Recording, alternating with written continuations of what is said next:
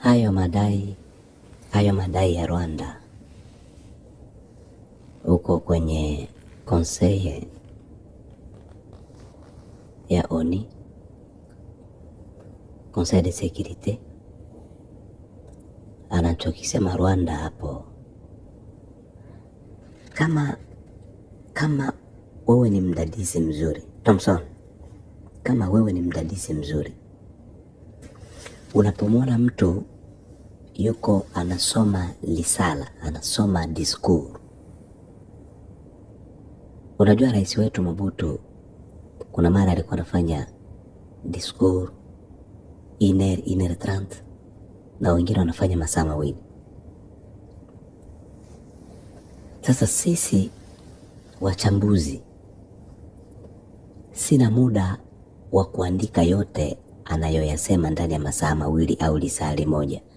Wengine wanafanya dakika 30 na hata chini ya hapo inawezekana. Sasa uangalie Rwanda inavyoongea huko kwenye kikao walioko ku Conseil de Sécurité. Mimi nilijaribu kuisikia discours risala ya Rwanda, ya serikali ya Rwanda.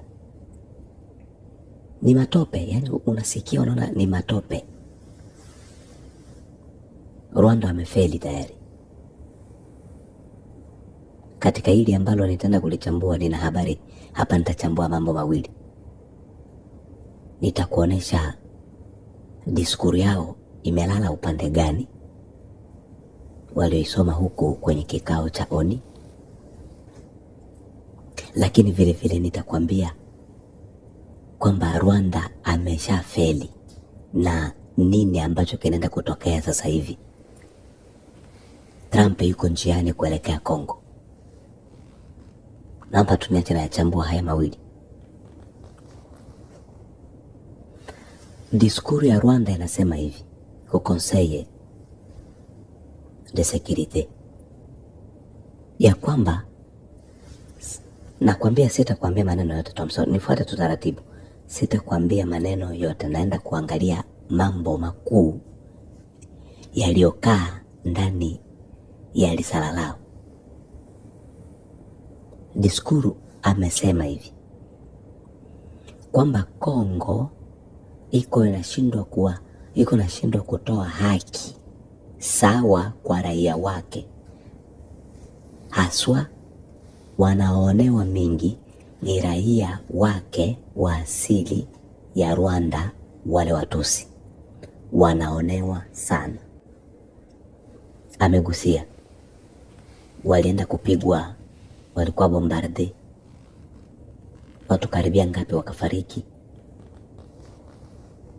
wengine wao wanawindwa na wanakimbia mpaka kwenye makambi ya Uganda, kutoka Kongo na kukimbilia kwenye makambi ya Uganda. Wanachokimbia ni kwamba hali ya usalama, aiza lile neno kuwa Mtusi lina wakosesha raha duniani, aiza Kongo, hapana duniani, Kongo. Haya ni maneno niko nakwambia ambayo ndo yamebeba ujumbe wao huyo aliyesukumwa kwenda kusoma huko ku Conseil de Sécurité. Alafu amesema swala la M23, ameligusia tu kidogo kwamba hilo ni swala la nini, ni swala la taifa la Kongo kujua watu wake namna ya kuwa manage. Na mwisho amemalizia kusema Rwanda bado iko pale pale kuendelea kupambana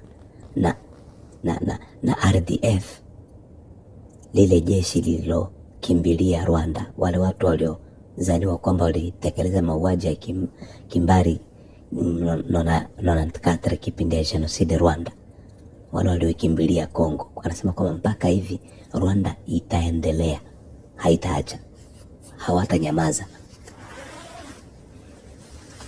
Rwanda itaendelea kuhakikisha kwamba wale watu wasije kuwashambulia.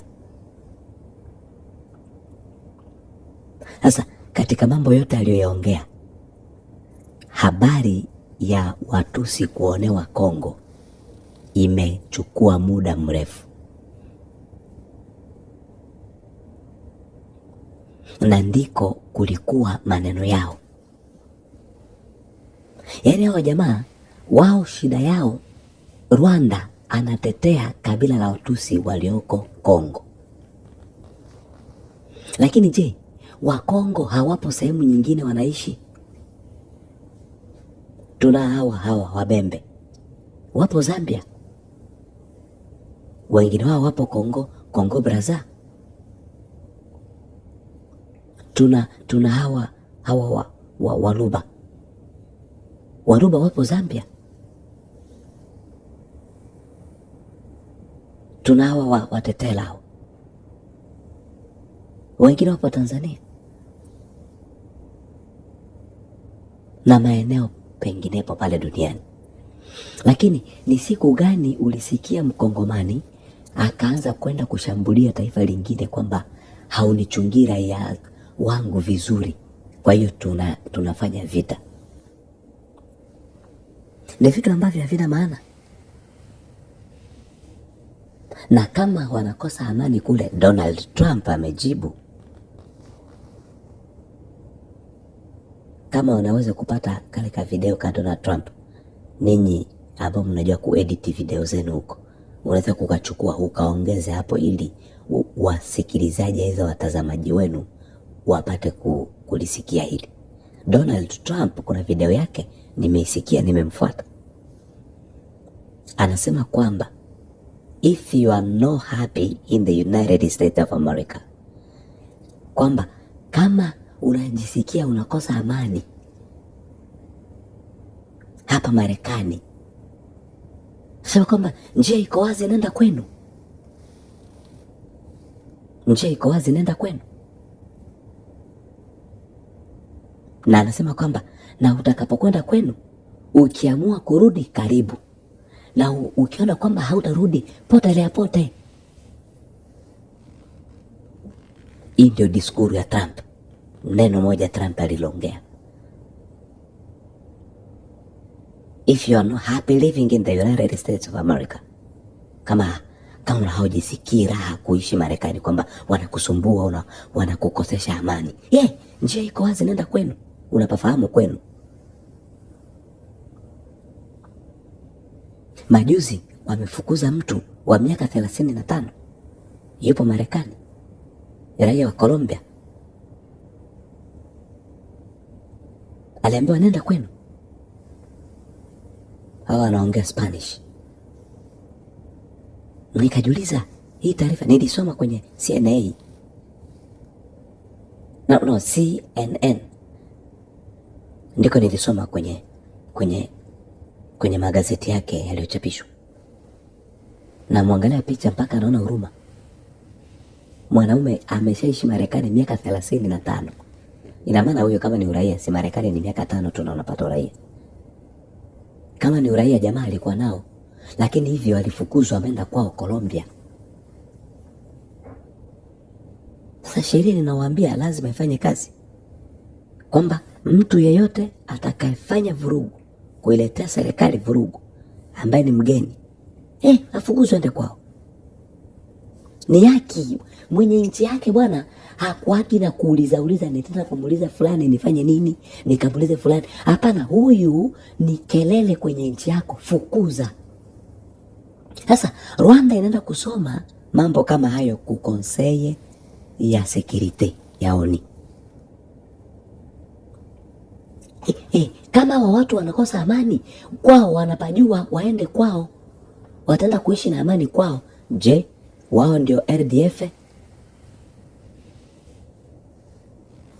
Kama Watusi sio ndo wa RDF?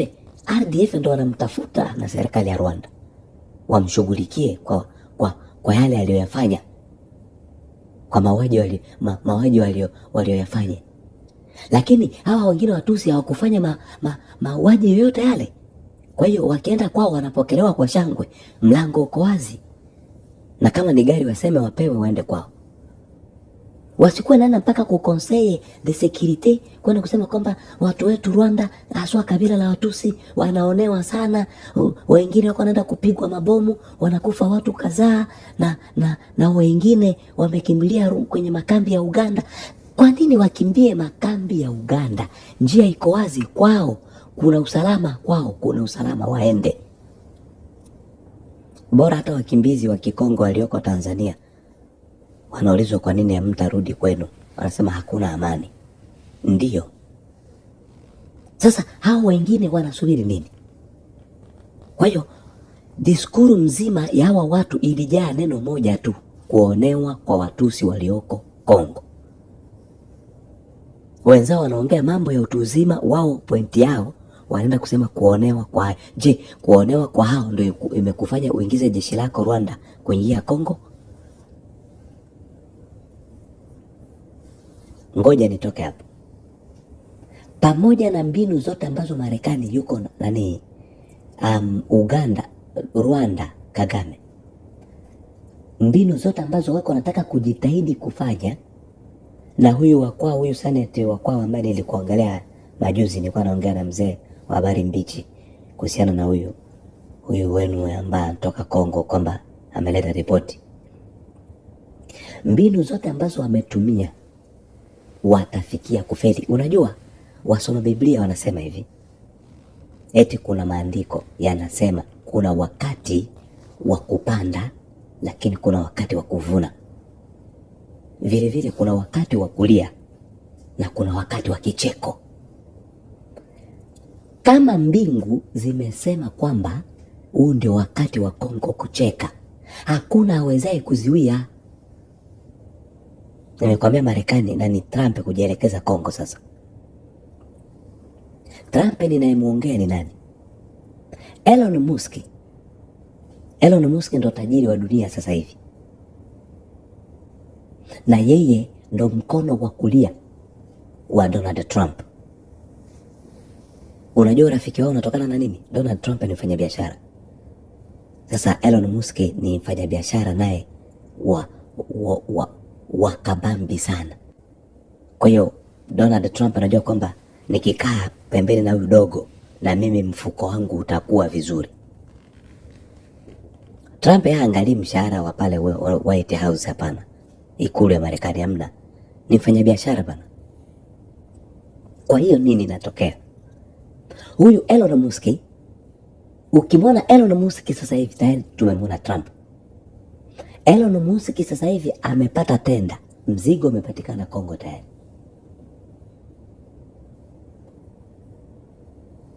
Hivi mzigo tayari umepatikana Kongo.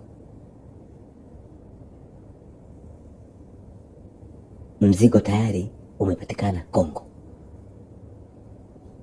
Nini kinaenda kutokea? Kunaenda kuwekwa internet ya kimataifa Kongo. Jamaa wamepewa saa tenda hiyo, wameipewa. Kumbe watu wake wana kama wiki moja mbili hivi walikuwa Kongo kwenda kufanya utafiti. Matajiri wa dunia tayari wanaanza kushuka kwenda kukutaniwa na chukua nafasi. Kwa hiyo kikosi cha Elon Musk, nikisema Elon Musk ndo Trump tayari hivi, mwenye kujua siasa ya leo anaelewa ninachokisema hapa. Elon Musk hafanyi jambo bila Trump. Trump hafanyi jambo bila Elon Musk.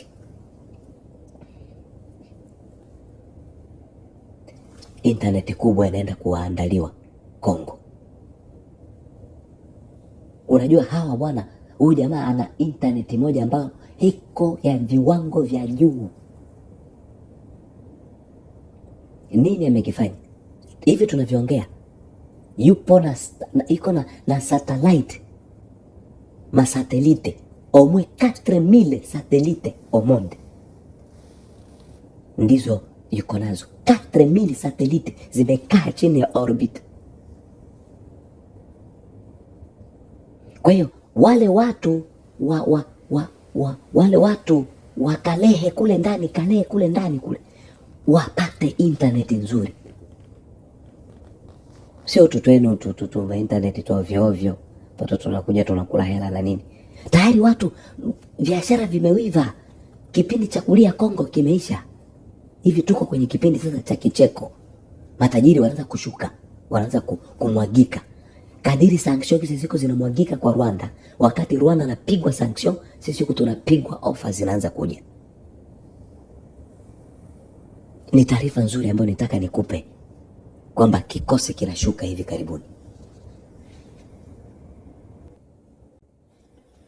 kikosi kinaenda. Starlink iko njiani, ndo internet ambayo wakongomani tunataka kuishi nayo, na huku porini kwetu huku ndani tutaipata. Sasa ujue kwamba mambo kumetomboka. Huyu jamaa Elon Musk akiingia kwenye mji wako, Elon Musk ndiye anayetumia madini kutoka Rubaya. Mtumiaji wa kwanza wa madini kutoka Rubaya ni nani? Ni Elon Musk. Lakini alikuwa anayapata kupitia nini? Rwanda. Kuisha habari hiyo ni internet. Unajua siri zingine bado haujafichuliwa. Subiri muda utakuambia, subiri tu muda utakupa vitu kwamba hakuja tu na internet, kuna mambo mengine ameshuka nayo Kongo. Kwa hiyo wasikuzubarishe kwamba watafaulu kukwepesha. Ni wakati wa Kongo kicheko kiji.